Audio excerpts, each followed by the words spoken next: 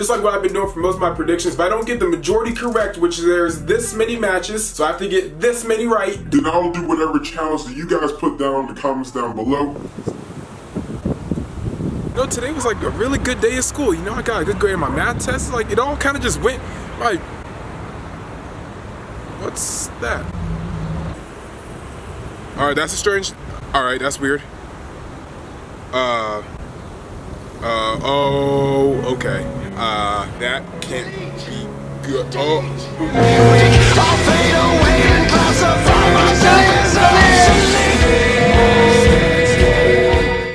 Well, oh, God. Well, back to what I was saying. I mean, today was delightful. I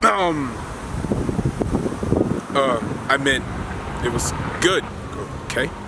Well, I don't really know what any of that was, but yesterday was Payback, and it was pretty good. But before I get to that, I want to give a shout out to two different people. So yesterday I didn't record any reactions because I had a quiz today and studying. I'm gonna give a shout out to Michael, so I'm gonna put his link to his channel down in the description. I think his channel is Michael or Mike Dubra. I like the name. And then to a girl named Mary, because she actually posted a video telling people to subscribe to me, and I really appreciate that. So I'm gonna put that video down in the description down below. I just want to give a huge shout out to Muscle Man Malcolm. You have to go. He puts a lot of hard work in his videos. I want to get him up to 1 million subscribers. Let's try. Let's go hard. Because honestly, she didn't have to do that. Never asked her to. She kind of just did it on her own will, and you know, I really appreciate that. I'm not gonna talk about the pre-show because I simply did not watch it. So starting off, Kevin Owens took on Chris Jericho, and Chris Jericho is the new United States champion. The biggest thing I really wanted to point out, this is probably the biggest feud going on in WWE, and they opened up WrestleMania, or had the second match of WrestleMania, and then opened up Payback. Shouldn't these guys be a little closer to the end of the show or somewhere in the middle? You're opening it, which I mean, I get sometimes you gotta have a really good opener and a really good finisher. I feel like they deserve more. There was a couple highlights that they reenacted at their match of Payback that they did at WrestleMania, like, you know, the little finger going on the rope. And then Chris Jericho made Kevin Owens tap from the walls of Jericho. And I can't really think of how many times Jericho's really done that in like a really big match situation, especially him as a face. I'm really sorry for the guy that does graphics for WWE, because like, what was the point of making the face of America if he's just gonna lose the belt in a couple weeks? Another thing, the fan interaction that Jericho had with the little kid when he wrote KO on his list of Jericho, I thought that was just great, and it really solidified Chris Jericho as a babyface. But Chris Jericho's a babyface. How long does that really run? Everything about his character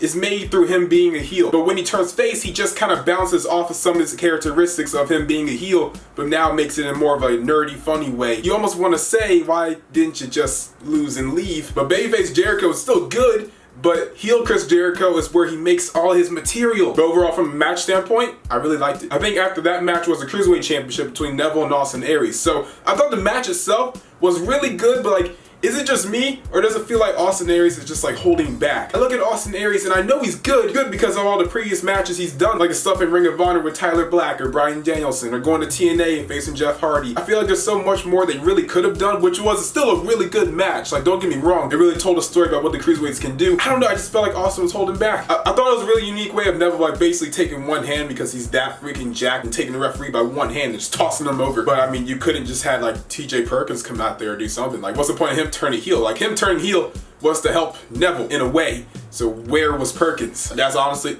just little stuff, because again, the match was amazing. And hopefully Austin Aries wins at Extreme Rules, which I want him to then, because that's the one I'm going to. So Alexa Bliss is now your Raw Women's Champion. So it made more sense to pick Bayley, but then again, now you really think about it, Alexa Bliss winning probably did make more sense. How long can Bayley really go as Women's Champion before she becomes a little stale? I feel like she's been holding back as well. Maybe that's just WWE, but like, I feel like her on the main roster is like 60% of what she was in NXT. And again, another match that was really good, and it was won by not using a finisher, which is different. So at the end of the match, I think Bayley had like flipped over Alexa and she was pinning her, and when Alexa kicked out, Bayley's head went like straight into the post. How I look at it is that she worked the crowd really hard. She could have just hit her finisher and beat her, right? But instead, she took a simple move because Bayley was already hurt and then beat her with that. Then saying that Alexa Bliss can beat you with any move. Sheamus and Cesaro, da da da da da. Sheamus and Cesaro, da da da da da. Sheamus and Cesaro, da da da da da. They turned heel. But I mean, did they really turn heel, or did Cesaro just turn heel? Because I'm pretty sure Sheamus was just that heel chilling with the baby face for this entire time. I think two really big highlights in this match is when Sheamus like kicked a freaking tooth out of Jeff Hardy's mouth, and then Jeff Hardy took this bump outside the ring, but like he went through the ring. I don't know if he was supposed to grab the ropes or not,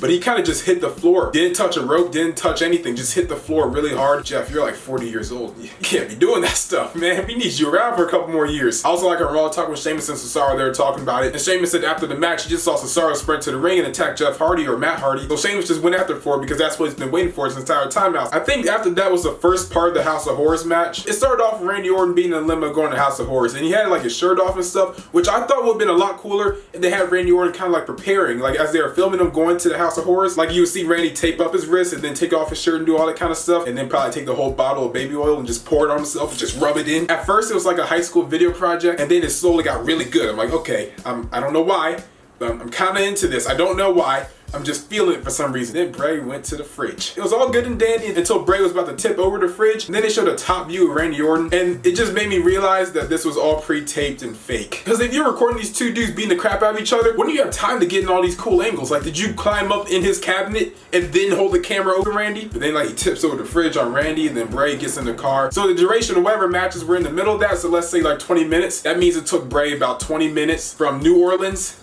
to San Jose. But eventually they get to the ring and then Bray comes out and comes out to his theme music, which, you know, if I just beat up a dude in my house and then I just sat in the limo, I don't really care about my theme song. Then Randy Orton shows up out of nowhere. If he took your car, how much was your Uber, man? Because that's a lot of money. Then Randy starts beating him up, hits an RKO, and there comes the greatest professional wrestler besides Rusev ever, Jinder Mahal. He comes out with Randy Orton's WWE Championship that he stole from him, hits him over the head with it, and then the Singh brothers, they start beating up Randy and stuff, and eventually Bray Wyatt wins. Why couldn't he just retain the Mania? This all wouldn't have never happened. Next up, Seth Rollins versus Samoa Joe. So like, was this match a disappointment to anyone? Because again, felt like these two guys who are notoriously good at wrestling, there's so much I felt like this match could have been. And it just wasn't normal main event or Raw or something. I'm honestly just gonna skip over the entire match because I really can't remember that hard of details because it just felt just like another match in a way, which I don't want to say that because Seth Rollins is so good. Samoa Joe is so freaking amazing. Why am I not saying that this was a match of the night? Braun Strowman beat Roman Reigns, and it actually still made Roman Reigns look really strong. In WWE's eyes at least, it made Roman Reigns look very sympathetic because he had some stairs dropped on him as he tried to beat a monster among men while his shoulder is torn up and taped up. But I mean, this match obviously was just gonna be a really big brawl, and that's what it was, and it really showed that Braun Strowman can be that next big man in pro wrestling because there really isn't anyone like that anymore. I mean, currently, I guess you have Big Show and Kane, but you already know those guys are probably gonna leave soon. Braun Strowman is your big guy in WWE, and like, they need to keep it that way. Keep him there forever. Make him the greatest thing that ever lived because I love Braun Strowman. I did like how Roman Reigns actually took highlights from the Undertaker match and started running the ropes before trying to spear Braun Strowman. Then Braun Strowman did something that's actually, you know, so smart, but he hit his finisher, Roman kicked out. He hit it again. It's that simple.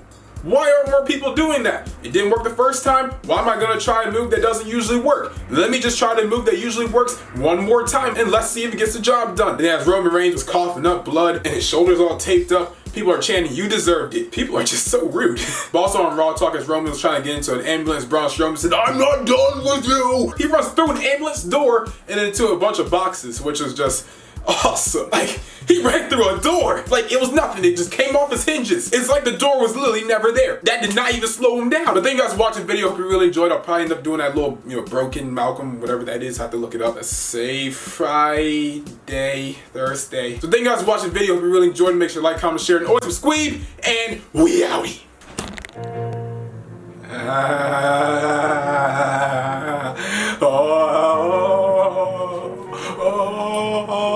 This is only phase one of my deletion.